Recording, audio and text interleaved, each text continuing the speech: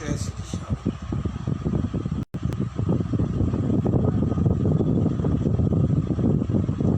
जय श्री श्याम भाइयों। आज लगभग 50 से 55 दिन, हो सकता है 60 दिन भी, 60 दिन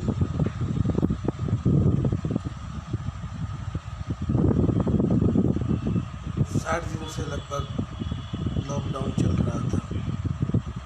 पर केजरीवाल ने 20 तारीख से दिल्ली का कुछ हिस्सा खोल दिया। हिस्सा कुछ क्या, 90% 85% तो खोल ही दिया।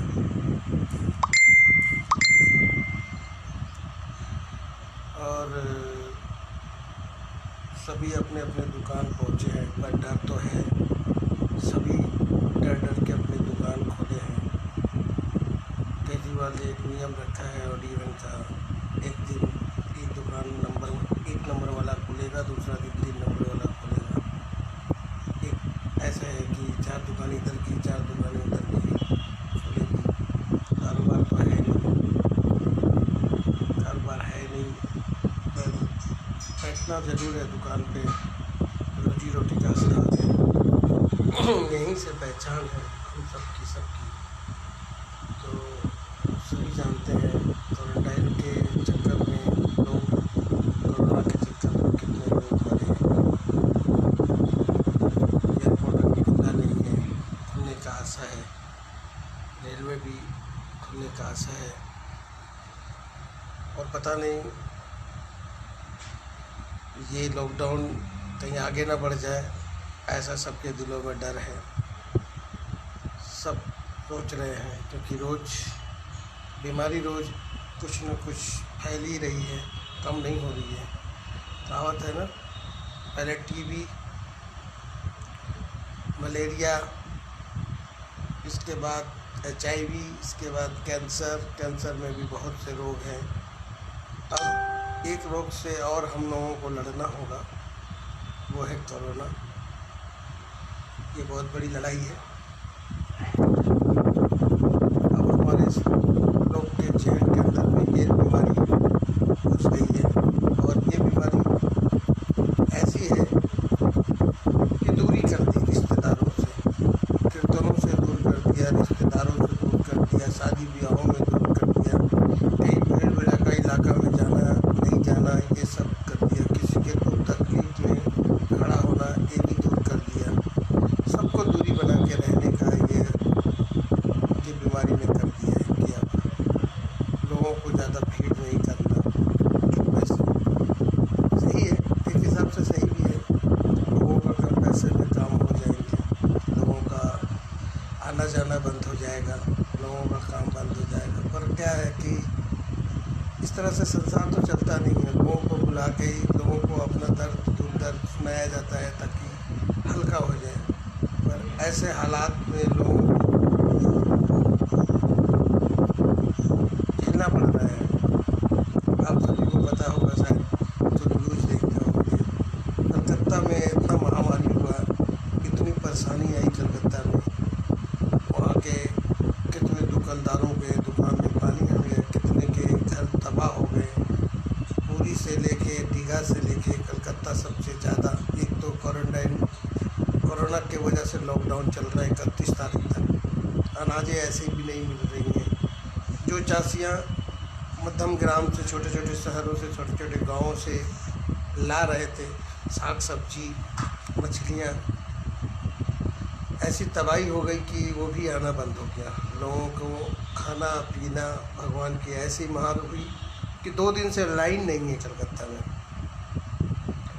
लाइन ना होने की वजह से किसी के फ़ोन नहीं लग रहे हैं, टावर उड़ गए, किसी के फ़ोन नहीं लग रहे हैं, किसी के घर लाइट नहीं आ रही है, कोई अगर किसी से बात करना चाहे तो नहीं कर पा रहा है।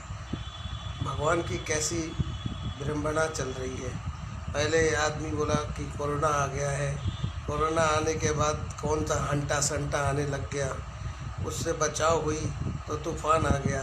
तूफ़ान होने के बाद अब कभी सुनने को आता है, ऐसा तो मुझे पता नहीं, पर सुना है कि और भी कोई बीमारियां आ रही हैं। चलो बीमारियां तो चलती रहेंगी, जब जिनको जहाँ रहना है, जितना दिन जिनको लिखा है वो तो रहेगा ही।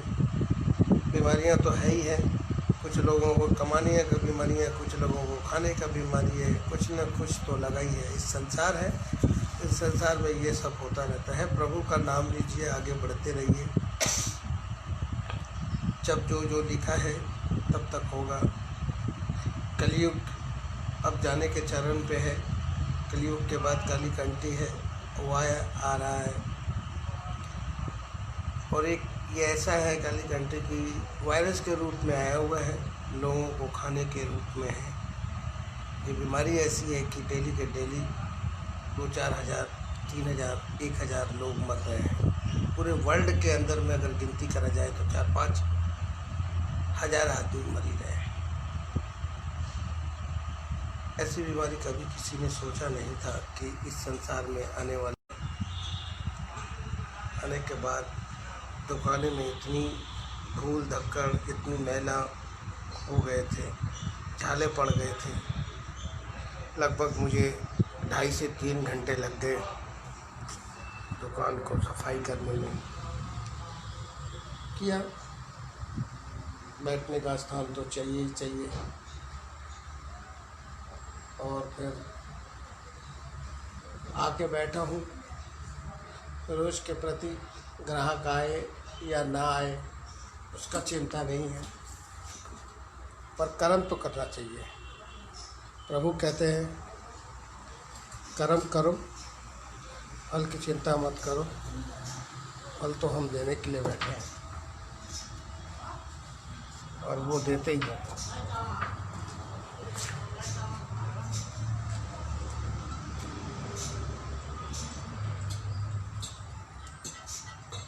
मार्केट एकदम सन्नाटा है, लोग नहीं हैं।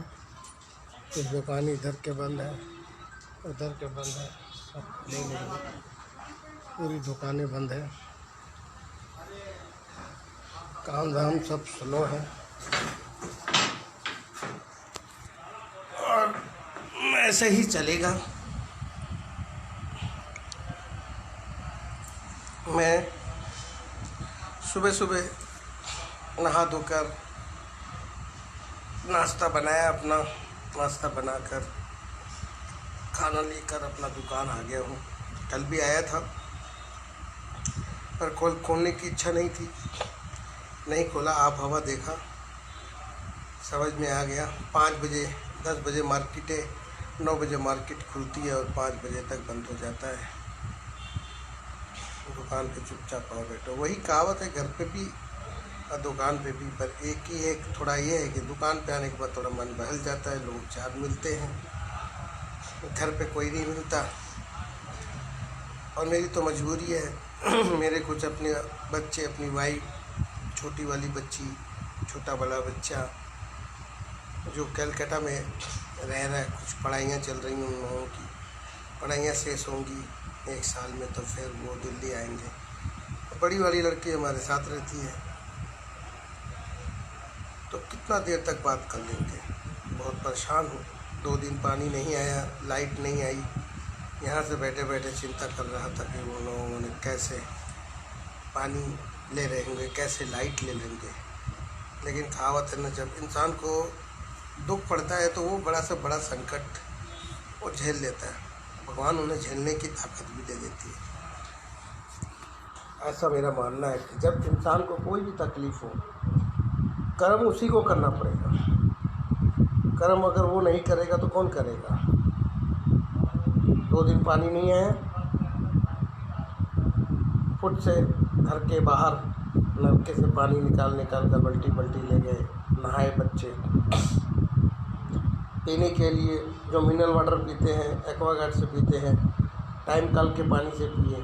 क्या करें, मजबूरी था, पीना तो है, नहीं पिएंगे तो आगे जिएंगे कैसे।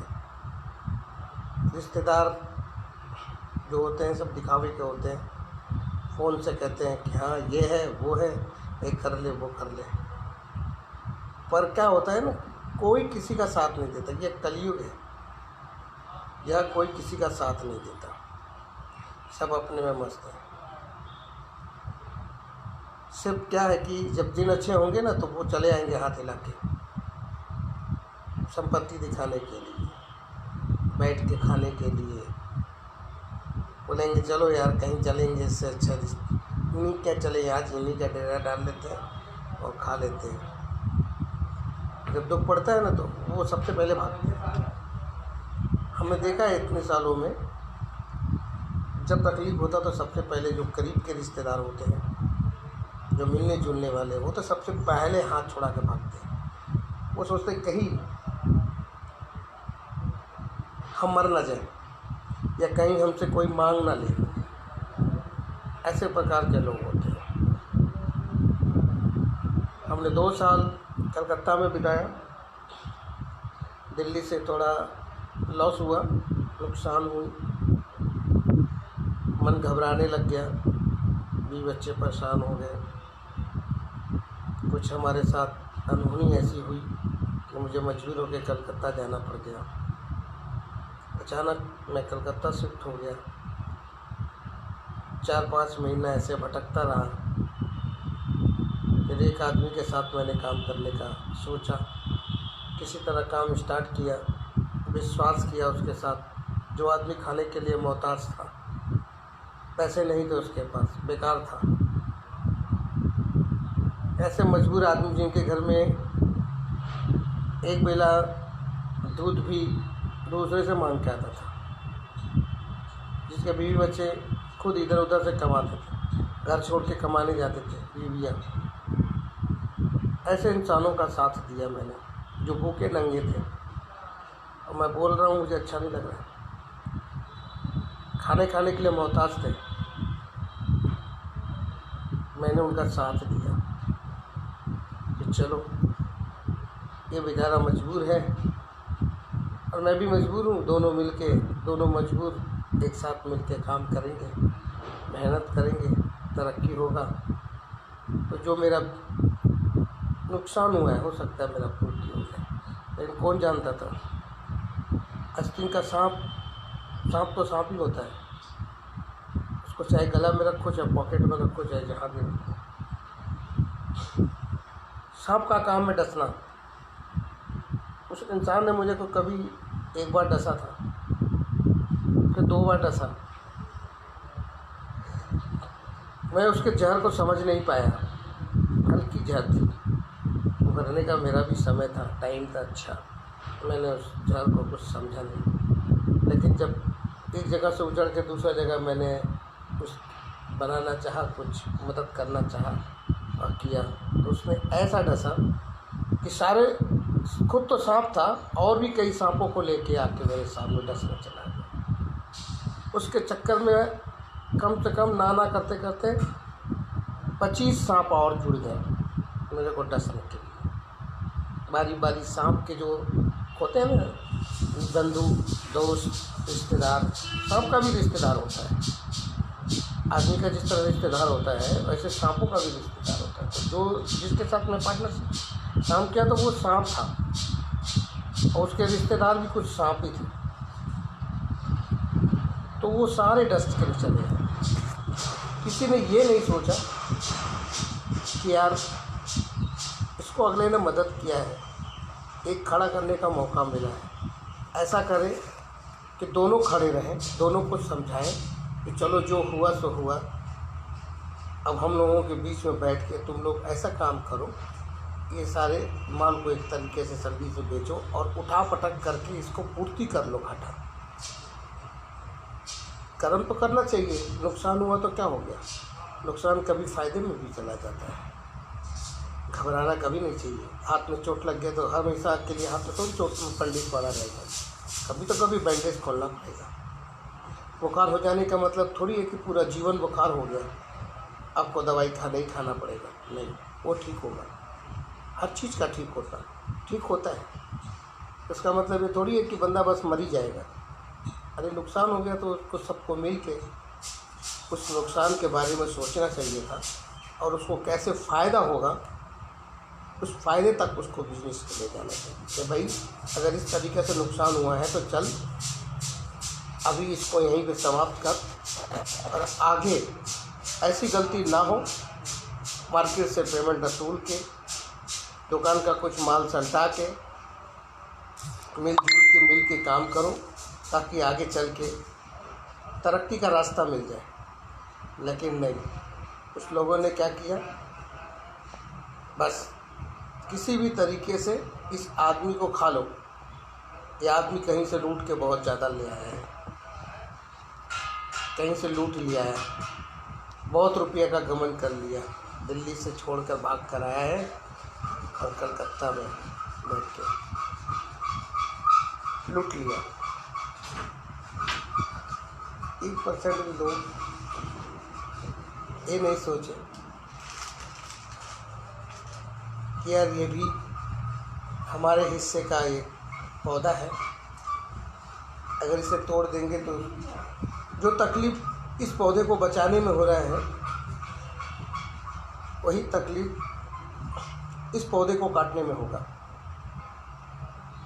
आदमी पेड़ लगाता है तो पेड़ लगाता है इसलिए कि छाया होगा, पेड़ काटता है तब जानता है कि जब ये पेड़ बेकार रद्द हो गया, अभी किसी काम के नहीं है, जलाने का काम आने वाला है, तो ही पेड़ उसको काटते हैं। वो भरसक नहीं काटते,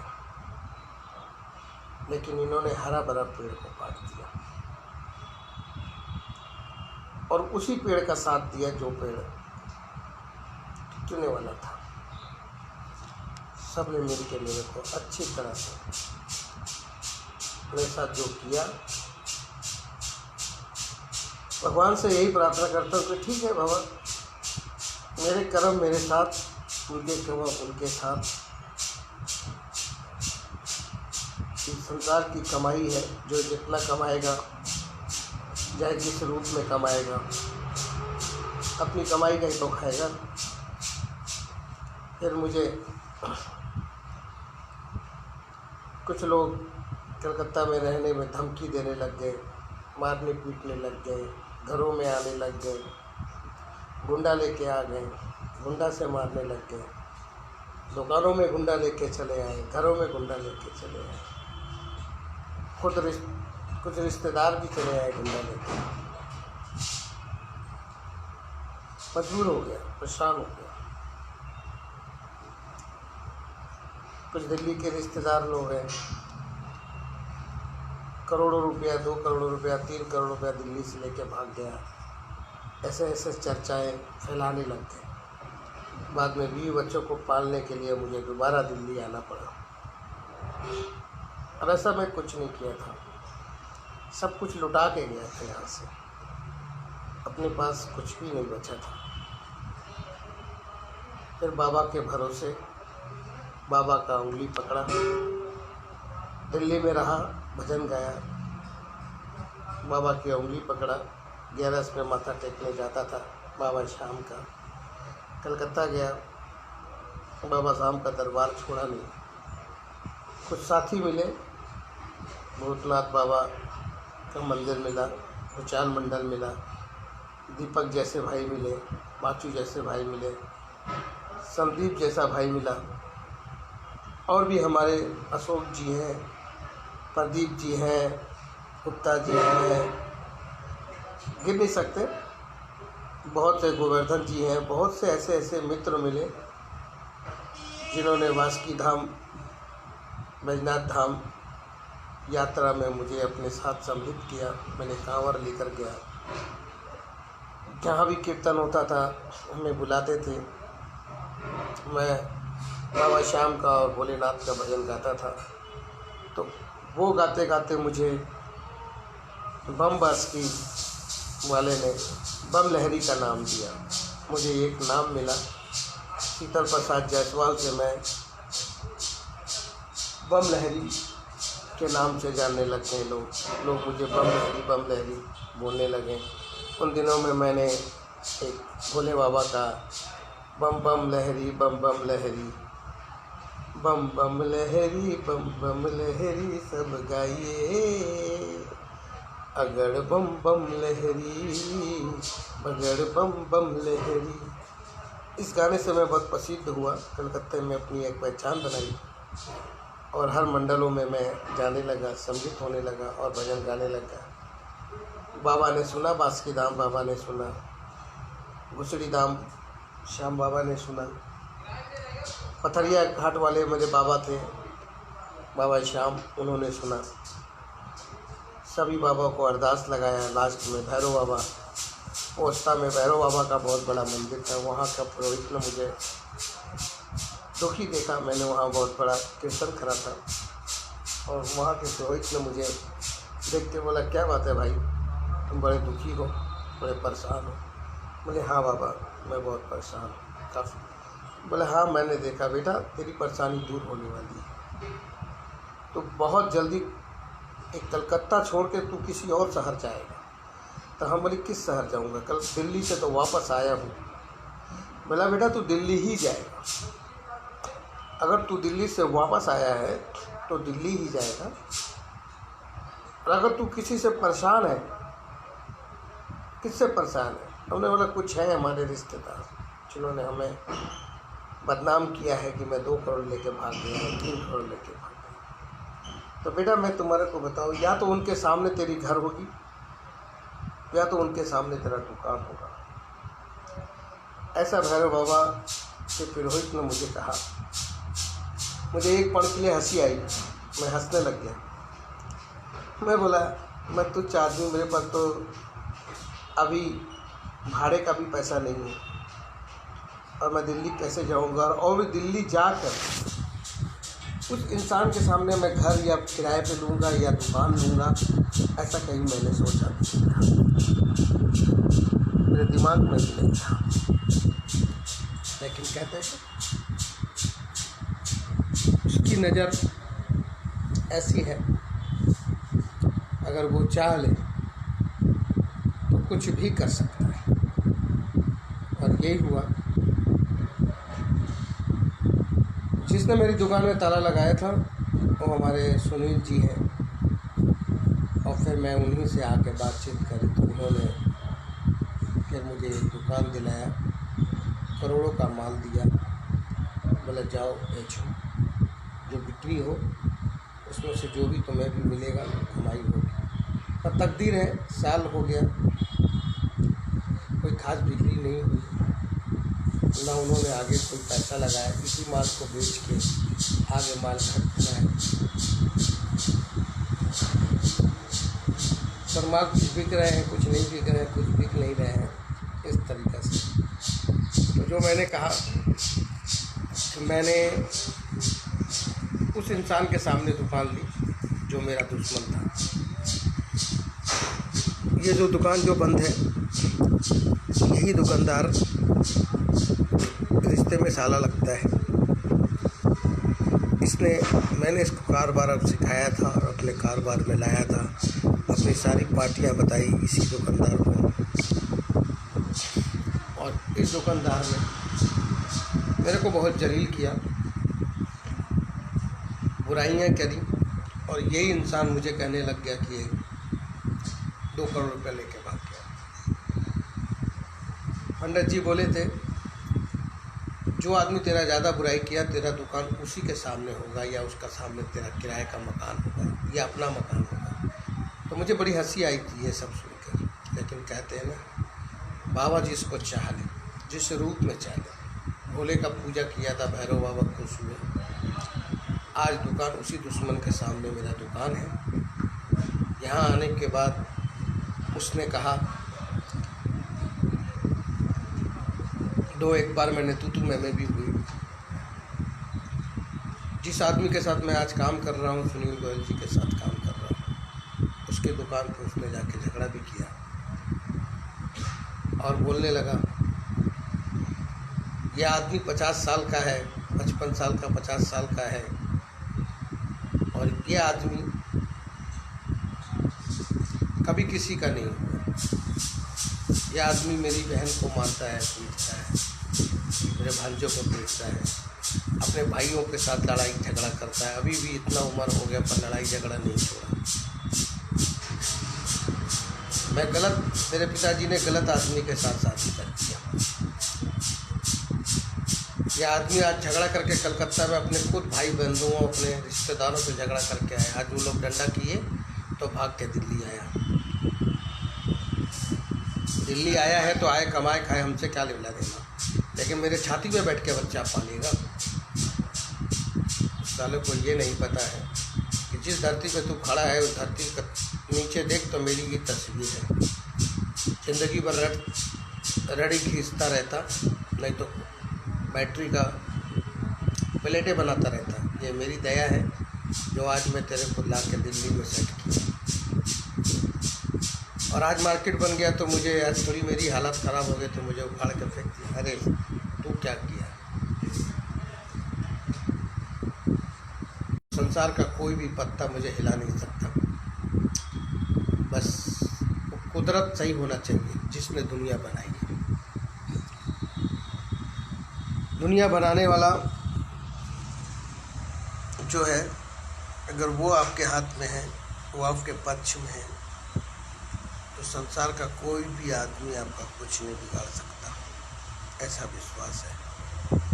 घर था, गाड़ी थी, स्कूटर था, ज़मीनें थी, माल था, इज्जत था, सब था, लेकिन मेरी ही गलतियों के कारण हवा में उड़ रहा था। भी बच्चों का कहना नहीं मानना, लोगों का बड़ाई करना, भलाई करना, किसी के दुख में खड़ा हो जाना, मेरी सबसे बड़ी गलती। मैंने अपने बिजनेस में अपने साले को लाया, ये मेरी सबसे बड़ी गलती। घर का पोल किया, आज उस नुकसान हुआ। कुछ ऐसे लोग थे जो हमारे मिलने जुलने वाले हैं, उनका भी साथ एक बार हुआ, 2 बार हुआ, 3 बार हुआ, लेकिन मुझे नहीं करना चाहिए, फिर भी किया। दूसरी गलती मेरी,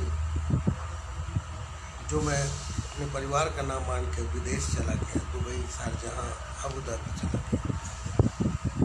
ये मेरी सबसे बड़ी गलती। वहाँ के आने के बाद नुकसान हुआ, उस नुकसान ने मुझे झंझोर दिया, और गलतियाँ पे गलतियाँ। कहते हैं ना कि एक बार अगर कोई गलती हो जाए, नुकसान हो जाए, तो वो फिर उसको सुधारना बड़ा मुश्किल हो जाता है। उसको सुधारने के बाद दूसरा कोई रास्ता खोजो, दूसरा रास्ता खोजने के बाद तीसरा रास्ता खोजो, पर वो रास्ता सीधा शमशान की तरफ जाता है। नुकसान, घाटे, बेइज्जती, जलीत, लुच्चा लफंगा, चोरी चमारी, हर रास्ते में वो जाने पे मजबूर कर देता है। वही मेरे साथ। उसके बाद जो भी मैं कलकत्ता गया तो फिर मुझे समझ जाना चाहिए था, संभलना चाहिए था, पर मैं नहीं समझा, और अपना वही आदत फिर रखा, लोगों के साथ वही व्यवहार, मदद करना, और सब ने मेरा भला नहीं किया, बुरा ही किया। आज मेरा मन इतना फट गया है कि आज सभी को मैंने छोड़ दिया। सिर्फ भगवान से यही मनाता कि हे प्रभु, घर मत दे, कोई बात नहीं, पर शांति दे, 2 वक्त की रोटी दे, इज्जत की रोटी दे, इज्जत से पलूँ, इज्जत से बच्चों को पालूँ। मुझे घर नहीं चाहिए।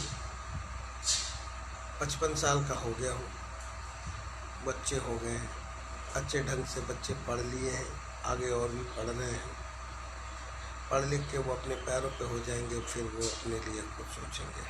बच्चियां हैं 2, मैं क्या उनका शादी ब्याह करूँगा? सब भगवान है, अपने अपने तकदीर लेके सब आती हैं, और सब अपने अपने तकदीर का खाती पीती हैं। लड़कियाँ उन्हीं के घर भगवान देते हैं जिन्हें रखने की ताकत होती है। भगवान सबको लड़की नहीं देता, लड़की दिल वाले को देते हैं, जिनके बड़े दिल होते हैं उनको देते हैं।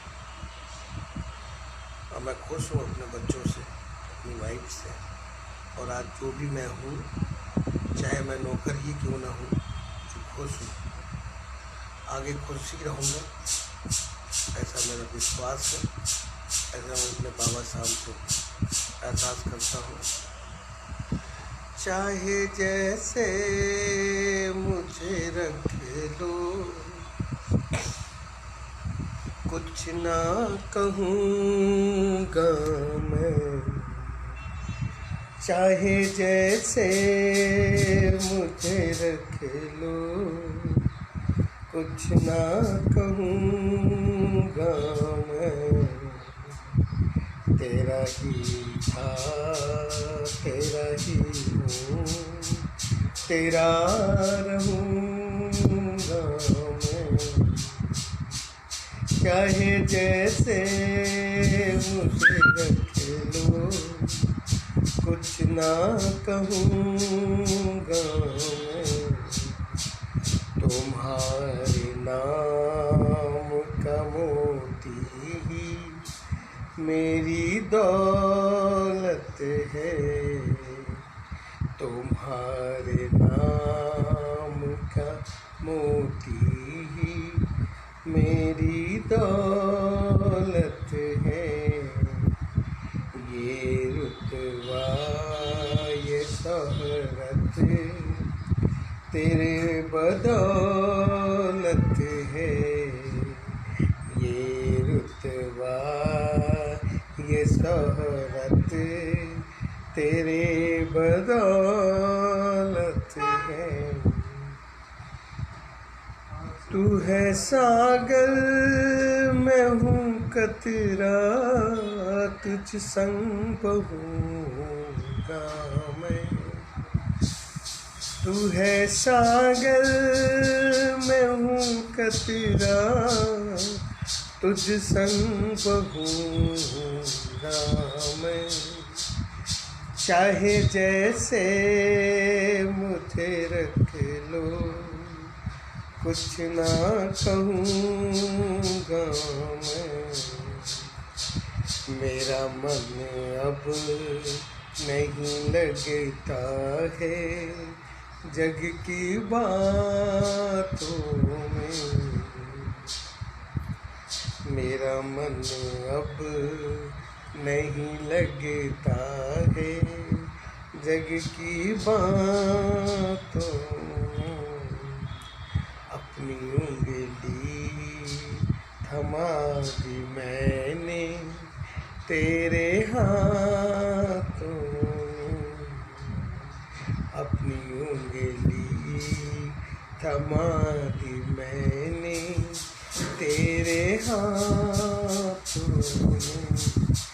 गम की बादल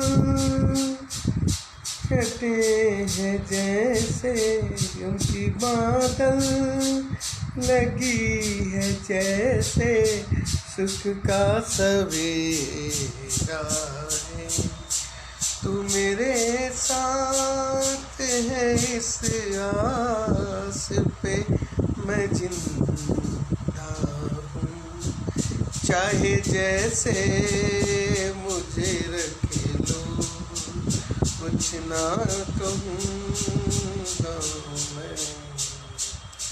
सोनू की आस जो टूटी तो जी ना सकूँगा मैं।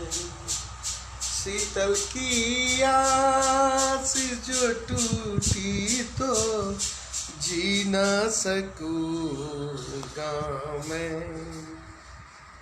चाहे जैसे मुझे रख लो, कुछ ना कहूँगा मैं।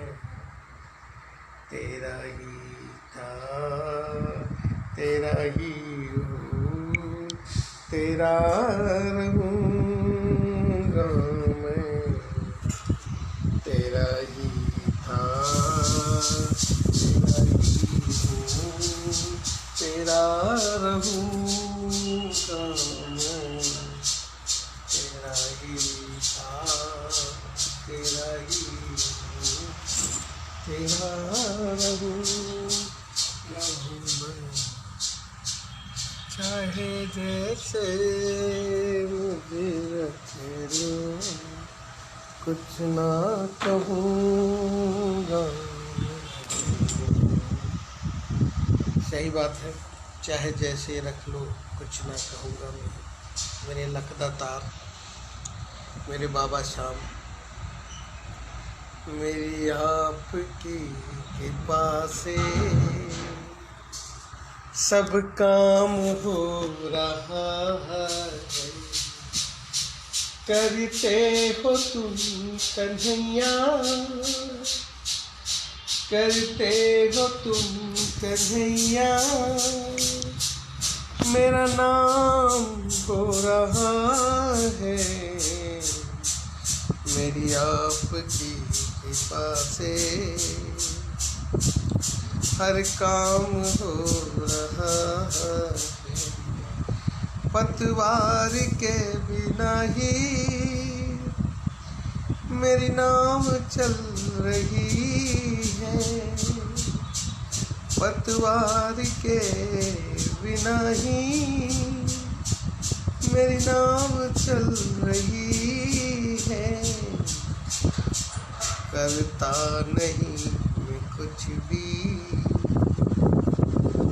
मेरे श्याम, करता नहीं मैं कुछ भी, हर काम हो रहा है। मेरी आपकी दया से हर काम हो रहा है। डरता नहीं फिर भी बदनाम हो रहा। डरता नहीं मैं फिर भी बदनाम हो रहा। मेरी आपकी कृपा से क्षमा हर काम हो रहा। वाकई में तेरी कृपा से ही मेरा काम हो रहा है मेरे बाबा। सब आपकी ही मेहरबानी से होता है। बरसों पाप किए हैं हमने, चुप के चोरी चोरी, ओ इतने पापों को धोने में वक्त तो लगता है। ओ इतने पापों को धोने में वक्त तो लगता है। हमने नफरत के पौधों को जीवन में सींचा, हमने नफरत के पौधों को जीवन में सींचा। प्रेम का बीज यहाँ बोने में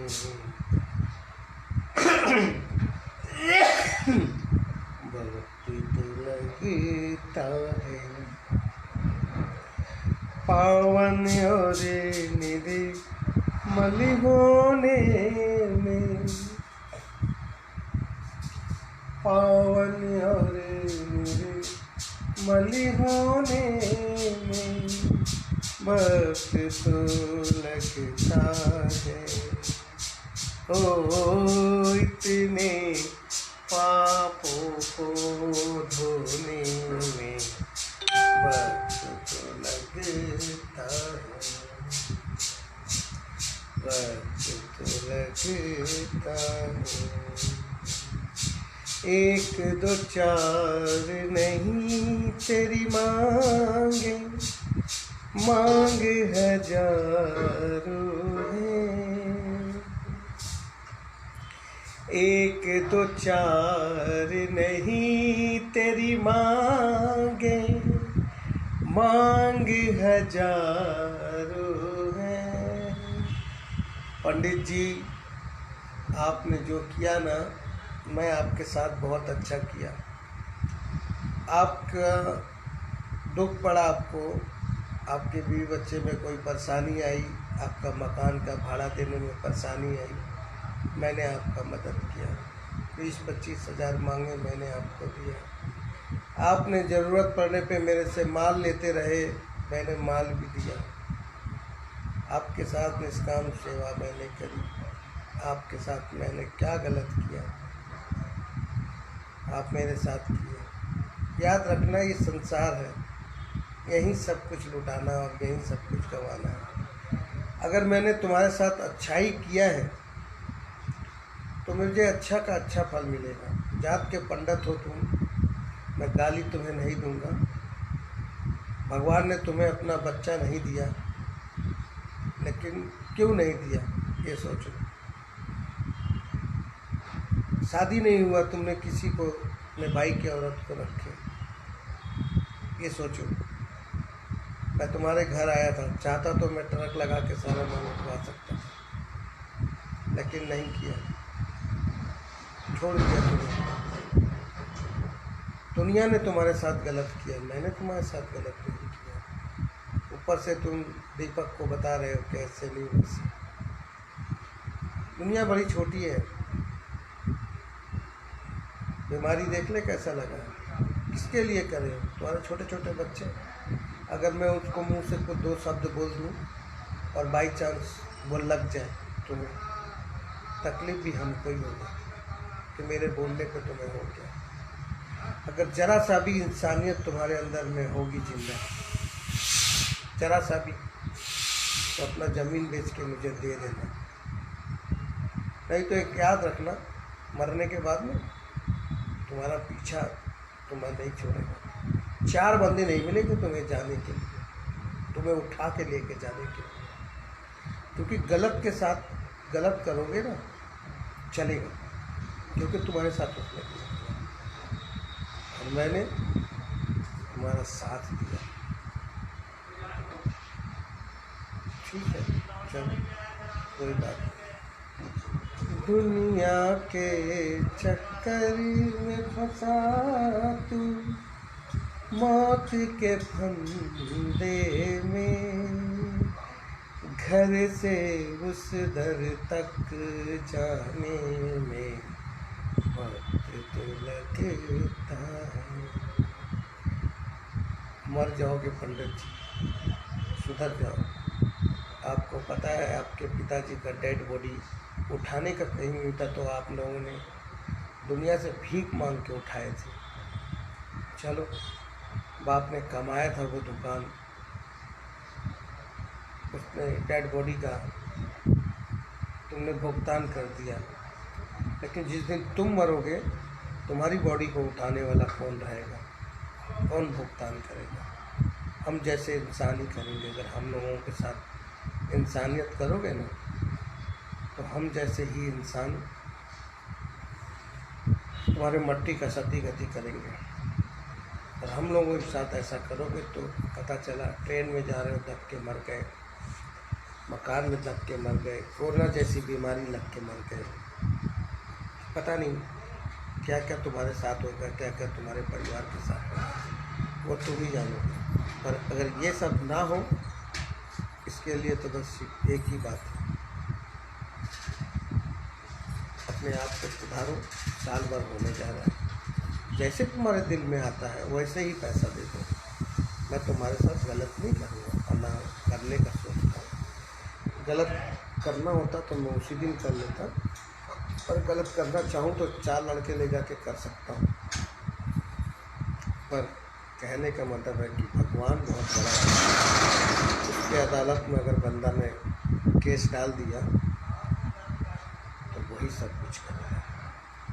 तुम्हारा बुरा दिन शुरू हो जाएगा। अगर सुधार लोगे तो बचा, नहीं सुधारे तो बुरा दिन चालू। जय श्री श्याम। बाकी भगवान मालिक।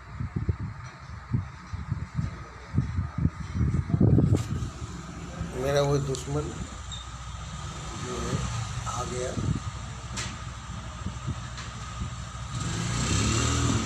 गाने खोलिए। जैसा कि आप लोग सभी देख रहे हैं, यही है ये इंसान है।